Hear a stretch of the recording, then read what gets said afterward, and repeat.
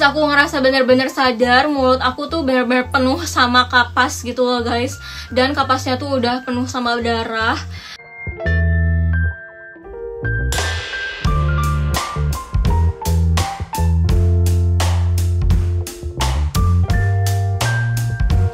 Assalamualaikum warahmatullahi wabarakatuh. Hello beauties, welcome back to my YouTube channel.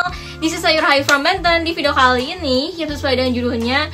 Jadi kali ini Ayu bakalan cerita pengalaman Ayu operasi kecil gigi geraham 3 gigi sekaligus di cover BPJS. Karena sebelumnya Ayu pernah membahas mengenai gigi Ayu tuh tumbuhnya yang atas tuh nggak normal satu, sama yang bawah tuh kekurangan spasi. Jadi mau nggak mau harus dioperasi kecil gigi geraham.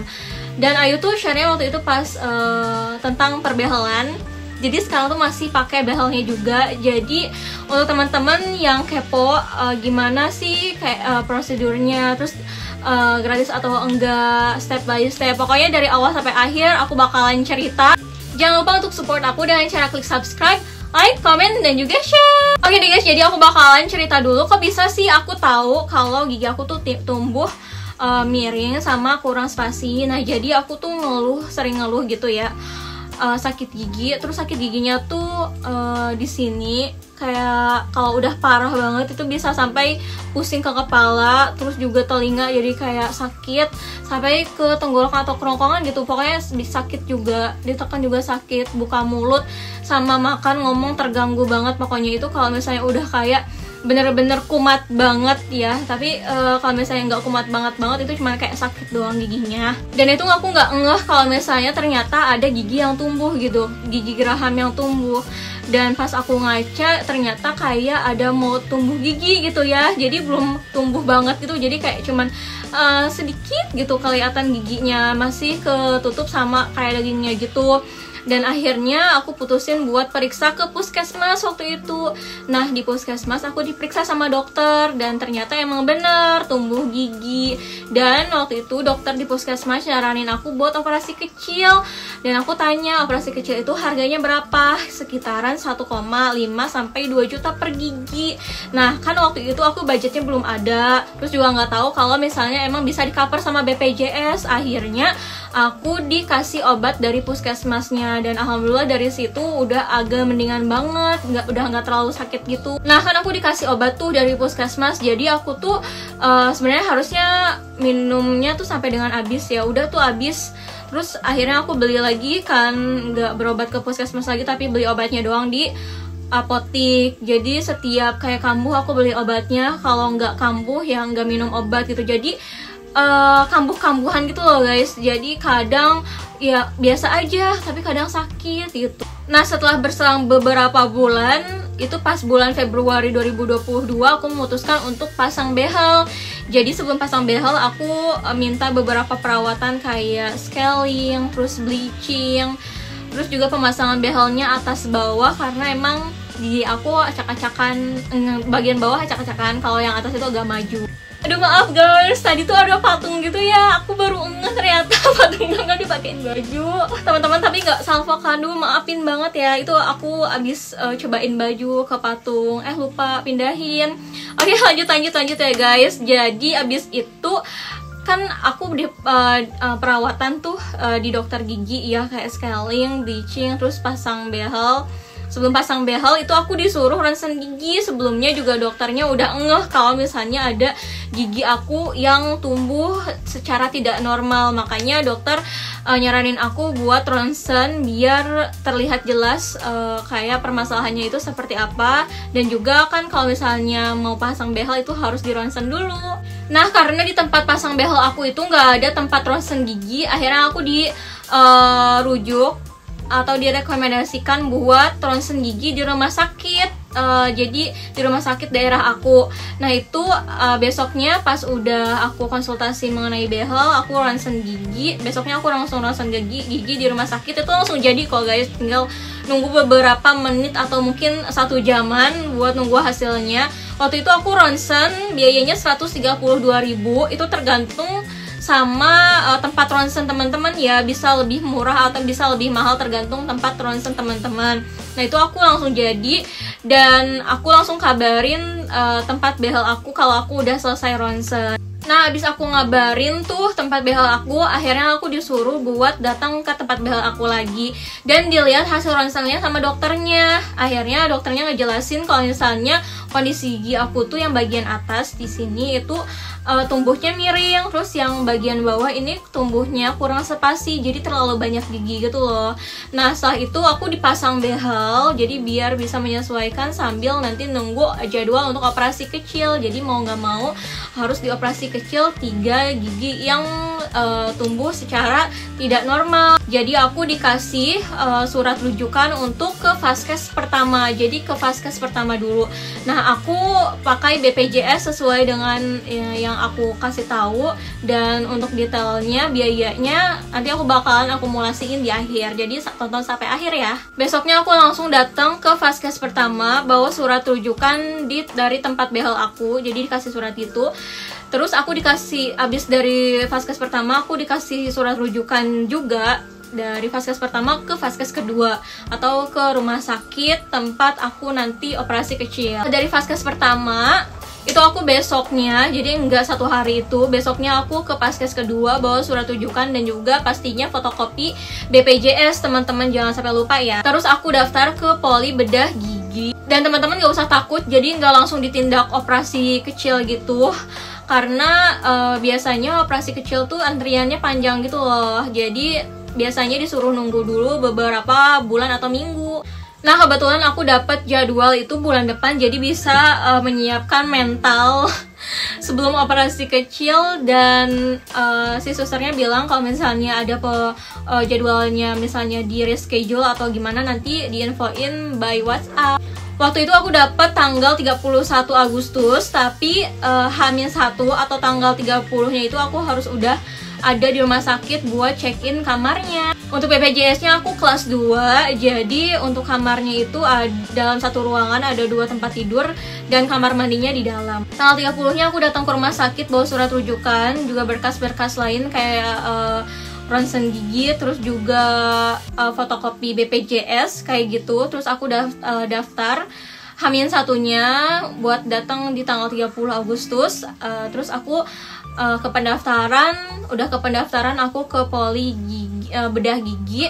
Habis itu aku diminta untuk ngelakuin tes kesehatan. Tes kesehatannya itu ada tes COVID, tes darah, tes tensi, tes jantung, tes HIV/AIDS dan lain-lain. Pokoknya banyak banget. Dan untuk tes kesehatan yang dilakukan di luar rumah sakit itu biayanya ditanggung sendiri guys. Tapi waktu itu untuk tes darah HIV/AIDS itu di rumah sakit belum ada, jadi aku tesnya di luar. Itu aku keluarin biaya 300.000 untuk tes itu. Jadi kalau misalnya tesnya di luar tuh berbayar ya teman-teman, maksudnya tidak ditanggung oleh BPJS, jadi bayar sendiri. Dan itu tergantung sama rumah sakitnya juga sih. Kalau misalnya rumah sakitnya fasilitasnya bagus, bisa tes kesehatan semuanya gitu ya, alhamdulillah. Tapi kalau misalnya ada tes kesehatan yang emang harus dilakuin di luar, ya berbayar sendiri. Jadi untuk tes yang aku lakuin seperti tes COVID, tes jantung, tes tensi, itu gratis dan di cover BPJS. Nah, setelah seharian banget dari pagi sampai kayak jam 2-an aku ngurusin berkas dan juga tes sana sini, akhirnya aku ke pendaftaran lagi buat tahu kamar aku tuh di mana. Dan sebelum itu aku diperiksa dulu BPJS-nya itu aku aman atau enggak, ada telat bayar atau enggak. Dan ternyata bulan kemarin tuh aku ada telat bayar, jadi dikenain denda telat bayar. Dan denda telat bayarnya itu 429.000 guys, lumayan banget, padahal itu cuma telatnya sebulan doang loh. Setelah aku bayar waktu itu di Alfamart, jadi dikasih kayak selembaran kertas gitu buat kita ke Alfamart bayar, sama si dari pendaftarannya itu udah bayar, aku ke si pendaftaran lagi, terus baru deh dapat kamar. Habis itu aku nginep di hari itu juga, di tanggal 30 Agustus aku nginep. Terus jam 4 subuh aku diminta buat mulai puasa atau nggak minum dan juga nggak makan. Dan itu jam 4 subuh ya. Terus jam 8 pagi aku dipasang infus. jam 10 pagi aku disuruh masuk ke ruangan operasi, dan di ruangan operasi tuh nggak langsung ditindak, jadi masih nunggu dokternya gitu. Tuh nunggu dokter kayaknya jam 1-an gitu. Jadi pas dokternya ada, kita masih ngantri. Jadi ada temen yang operasi kecil juga, jadi dia duluan, abis itu aku, dan nunggunya tuh kayak operasi kecilnya sejaman gitu loh guys, jadi nggak terlalu lama banget. Abis itu giliran aku, ya udah aku masuk kan. Waktu itu aku masuk dikasih baju operasi gitu, terus aku tidur. Aku nggak ngeliat sih, tapi kerasa banget di infusanya tuh disuntikin obat bios total gitu. Jadi aku dari pas udah disuntikin di apa sih infusannya, jadi disuntikin obat bios totalnya tuh bukan ke kulit kita gitu guys, jadi nggak sakit, nggak kerasa sama sekali. Jadi pas udah disuntikin di tempat infus kita, udah kayak nggak sadar sama sekali gitu. Pas udah ke tiba-tiba pas udah sadar ada di luar ruangan operasi, terus aku dibangunin gitu ya. Tuh aku kerasa banget ada yang ngebangunin aku, tapi aku tuh susah banget buat buka mata, juga ngomong tuh kayak nggak bisa teratur gitu loh guys. Jadi masih belum sadar total banget, dan itu aku dibantuin buat bangun. Akhirnya abis dari situ aku dipindahin ke kamar aku lagi. Abis aku ngerasa bener-bener sadar, mulut aku tuh bener-bener penuh sama kapas gitu loh guys, dan kapasnya tuh udah penuh sama darah. Dan itu tuh nggak kerasa sakit sama sekali guys, karena mungkin emang apa sih efek biusnya tuh masih kerasa di badan aku dan juga di gigi aku, jadi emang nggak kerasa apa-apa. Terus sorenya aku dikasih kayak susu bubuk gitu buat aku minum. Tapi sorenya tuh aku minta pulang karena emang bete banget ngapain gitu ya di rumah sakit. Tapi sebenarnya harusnya sih nginep lagi, jadi nginepnya 2 malam, tapi aku minta ke susternya buat pulang, jadi aku cuma nginep 1 malam aja.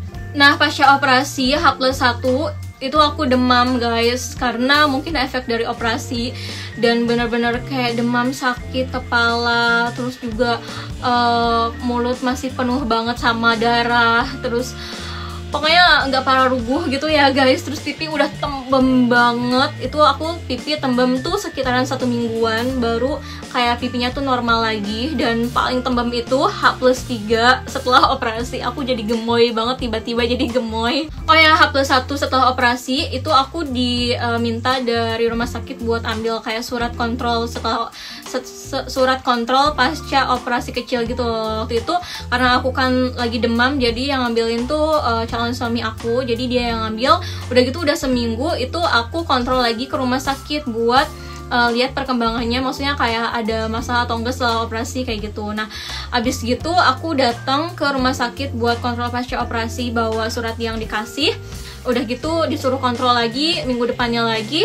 Aku kontrol minggu depannya lagi itu buat diambil jahitannya. Dan pas diperiksa ternyata aku tuh jahitannya udah pada lepas semua guys. Mungkin tuh kemakan atau kayak gimana, tapi emang nggak ada sama sekali guys. Aku juga nggak ngerasa kalau ada jahitan yang lepas gitu. Jadi emang gimana ya, aku juga enggak ngeh. Dokternya sampai bilang katanya ini kamu udah sembuh 100% katanya.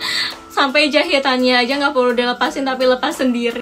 Jadi jahitannya lepas sendiri tuh aku nggak ngerasa sakit sama sekali. Jadi kalau misalnya teman-teman operasi kecil ternyata jahitannya tuh masih ada, terus ada jadwal untuk dibuka jahitannya, teman-teman jangan takut, itu tuh nggak bakalan kerasa sakit gitu loh, karena aku juga tiga-tiganya jahitannya lepas sendiri dan nggak ngerasa sakit sama sekali. Oke, jadi aku bakal ngasih tahu rekapitulasi biaya yang aku keluarkan untuk operasi kecil gigi geraham 3 gigi sekaligus yang di cover sama BPJS. Jadi BPJS aku itu kelas 2, biayanya tuh 100.000 per bulan.